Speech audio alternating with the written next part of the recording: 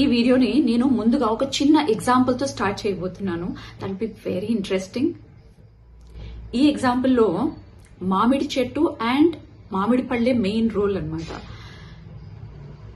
So మనలో చాలా మంది మామిడి తోటనే చూసే ఉంటారు కదా. సో ఒక మామిడి చెట్టు ఉన్నప్పుడు దానికి మామిడి పళ్ళు కాస్తాయి. అండ్ ఎప్పుడైతే మామిడి పండ్లు అవుతాయో అది ఎప్పుడైతే చెట్టు మీద ఉంటుందో బాగా నిగనిగలాడుతూ ఉంటుంది. అబ్జర్వ్ చేశారా? మనం ఎప్పుడైతే ఒక్క పండుని మామిడి చెట్టు పై నుంచి కోసి పక్కన పెడతామో కొన్ని రోజుల తర్వాత దాని పరిస్థితి ఏంటి?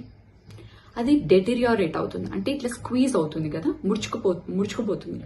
అది చూడ్డానికి నిగనిగలాడుతుందా? ఉండదు, రైట్? సో మామిడి చెట్టు మీద ఉన్నప్పుడే ఎందుకు నిగనిగలాడింది?